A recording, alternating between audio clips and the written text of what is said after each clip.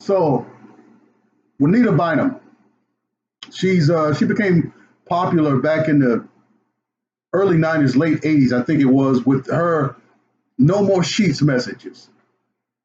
But I remember those "No More Sheet" messages where I heard her say that while she was an evangelist, she was traveling around and giving away her body, giving away her private part, and giving away her backside and leaving her backside and leaving her private part in different cities with different men and all this different stuff.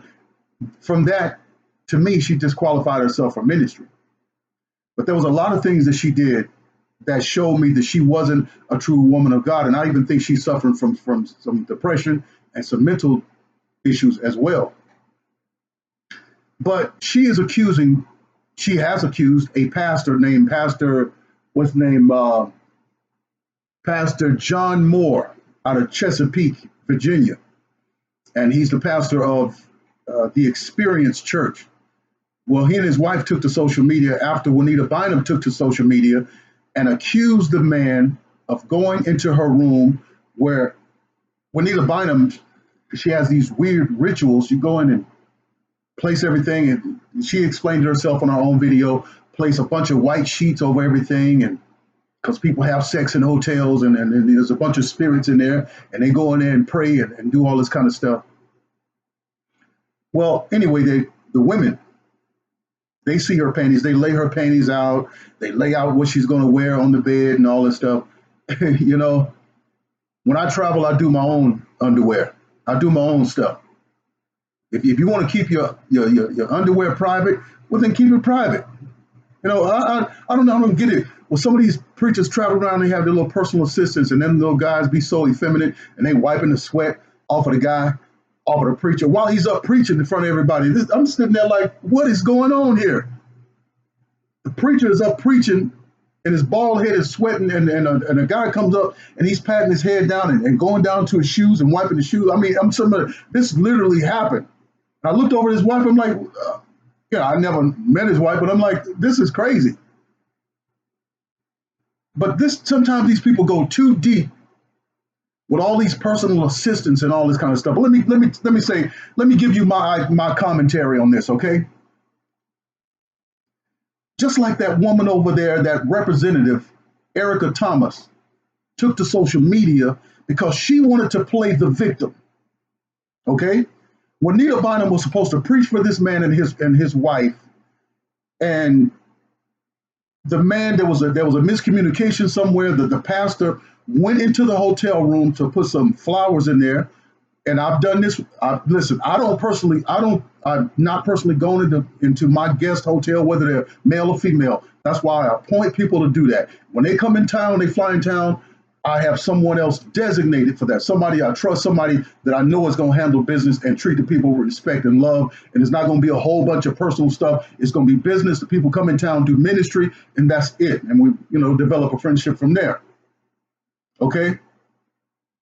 But the pastor, from what I hear, was short-staffed because Juanita Bynum, this is what I'm hearing, that Juanita Bynum was at the airport and there was a whole bunch of issue, and he was short-staffed because with some of these people, confusion follows them everywhere they go, everywhere and in everything, because they're hostile to everyone except for themselves, and they try to use the Lord and their ministry and their dedication to the Lord and they have to be sanctified and set aside to the Lord, and that's why they treat everybody so mean and they're so indifferent, because they have to protect their anointing and they have to guard their ministry and all this stupid stuff. This stuff, that's a mental illness, and it's a demon. It's a religious demon.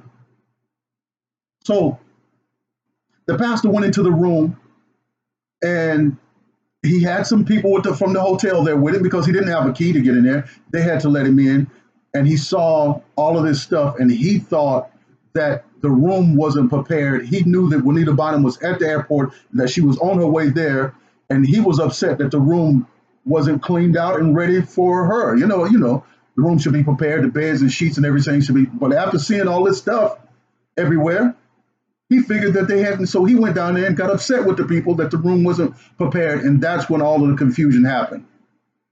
But her and her assistants took the thing to the next level and thinking that the man is in there taking a nice big sniff of her underwear and bras and all this stuff. And I'm saying to myself, he's a young guy, he's got a wife. Who wants to sniff Juanita Bynum's underwear? Who? All right. Okay. All right. I know some people have some different lust and all that kind of stuff, and people got their own thing going on. I just, after listening to this guy's story, him and his wife, it doesn't seem like that. But I know this, that some of these women in ministry are single, all right, popular and all that kind of stuff, but some of them have some inner hostility towards men. They have inner hostilities towards men, and I'm thinking, and I'm talking about even her and her assistants and all of them, because I can almost guarantee you, I've been around ministry for a long time, okay, and I can almost guarantee you that the women that travel with her are single as well. There was a woman from my hometown, from my town in California. She left her. She said that she got a word from the Lord by one of the women under Juanita Bynum's ministry, that she was supposed to leave her family, leave her husband and her family, and from California and head over to, I think it was Atlanta, and start her ministry out there. And she did. That's the kind of wild, reckless stuff that surrounds that woman. Now I know there's some Juanita Bynum fans out there, and I know you're gonna be upset with me, but I'm used to people being upset with me, but that's okay. I'm gonna tell the truth. You can be upset with me forever. I don't care. I'm gonna tell the truth, and that's fine. Okay? But some of these women have hostility towards men, and they're looking for some direction, and they believe in all of these words of prophecy. So one week the Lord will say this, and the next week the Lord will say that. The Lord isn't schizophrenic. It's some of these prophets and prophetesses that are schizophrenic, and they have problems and they have mental issues. They do. You watch a person's life that's always talking about the Lord said this and the Lord said that, and their life is nothing but one big confused lollipop. It's up and down and up and down, and their marriages don't work, and their lives are not working out, and their finances don't work out. None of this stuff that they said that the Lord told them to do works. I don't believe the man was in there sniffing her panties and nothing like that. And I just think it was a whole bunch of confusion. Well, anyway, she ended up not speaking that night. She didn't go because the man invited her to speak, and he had a whole bunch of guests there waiting to hear her speak, preach, or whatever she does. And she didn't show up.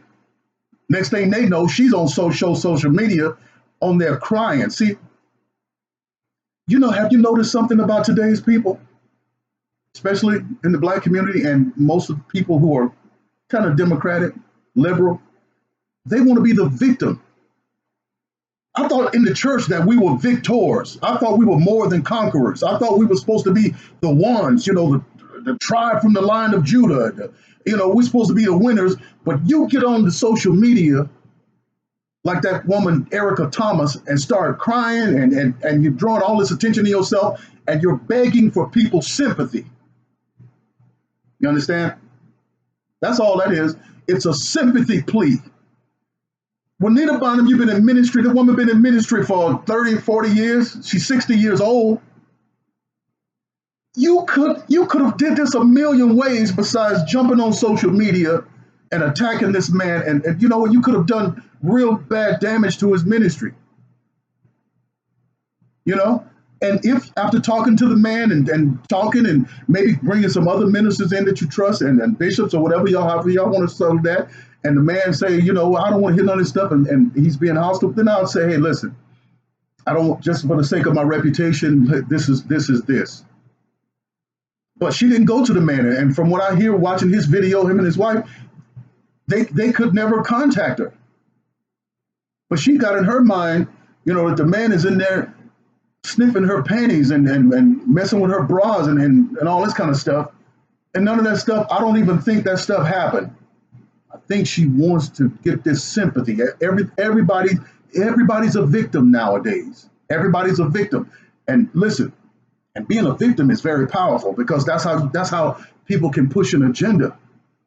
Okay? I'm a victim. So you get all this sympathy and you get all this attention, and now you're asking for something. Now I'm asking for rights. Now I'm asking for this bill to pass. Now I'm asking for money for this because I'm a victim. I'm a victim. Okay. Well, that's my thoughts on that. I don't think this pastor is guilty of any of that stuff. I think just from judging her history, just from judging her history, I think she went overboard with her imagination, her and those ladies and them women and that's praying for her and helping her. And I think she has some inner hostilities towards men. And I think this went way too far, went way left of the issue. I believe the man was trying to be kind. When I had guests in town and to do some speaking, I have somebody take some flowers over there, basket, a card. Hey, that's how people do it. But the pastor, because he was short of staff and because of Juanita Bynum had all these demands, he was short staffed. A lot of people was at the airport to help her with all of her demands. He himself had to go over to the hotel and do it because his wife was she said it in the video. She said, I was out of town. So her husband had to go over there. And the man just wanted it to be a first class because you bringing in the big time Juanita Bynum. And he wanted it to be first class. Well, he wanted to send a basket in there. But when he went in there, he realized that the room wasn't prepared. It wasn't ready. It looked like somebody had been sleeping in the room. And so how could the hotel drop the ball like this? That's all he was trying to figure out. This is a big mess. So that's it, But when you're a peaceful person, when you're a person of peace and you're a person of understanding and you're a person of the Lord, nobody would have ever known about this. This would have never seen the light of day. Pastor Jerome wouldn't even be talking about this right now. See? You settle stuff, little things like this should be settled among the people. It's nothing that everybody needs to know. But I believe so many people just want to be victims so bad, and they want to get all of this attention, and they want to get all of this sympathy. And at the same time, in gaining sympathy, you get a chance to shoot a couple of arrows at your favorite target, especially if you have animosity towards a certain group of people or a person. Take, for example, Jussie Smollett. He played the victim, right? He played victim. But he took a couple of shots in playing a victim. Who did he take the shots at? He took shots at Trump supporters and at white people. Okay? The lady Erica Thomas, she played the victim and she played a hoax game and she took to social media with tears and with crying and she played the victim, but then she took a shot at her favorite target, and guess who it was? Trump and Trump supporters. So in doing this, I think Juanita Bynum is gaining sympathy by jumping on social media and doing a little interview and crying, is taking a shot at one of her targets, and that's men. That's just my thoughts. That's just the way I feel about it. But be kind to people, be considerate. The man is trying to do a ministry. He invited you. He felt like your ministry was worthy of bringing in and pumping it up and spending money on material, marketing, telling everybody and all that kind of stuff. And this how you repay the dude? This how you repay him? By not showing up to preach and then getting on social media and putting his name out there like he's some kind of prophetic panty sniffer. Disgusting. No, I don't think he would do that to your panties. But sometimes people just feel great about themselves and, it's horrible. Let me know what you think about this. You think she went overboard? Or you think I'm over the target? You think I'm hitting the target here? Or maybe you think I have some animosity towards women or something. I don't know. But I don't know. But sometimes, when you're sharing your thoughts with people, sometimes your own personal experiences can be involved in your decision making or in your commentary. But sometimes, listen, many times I know how to pull myself out of the way. And I know how to pull myself out of the way, receive the word, receive prophetic word, receive wisdom and insight, and then give. Because when I'm spending time with the Lord, praying and seeking the Lord in the word, I want to make sure that I'm okay. I want to make sure I'm right. So I have to make sure that I get all my personal feelings and stuff out of the way and let the Lord speak.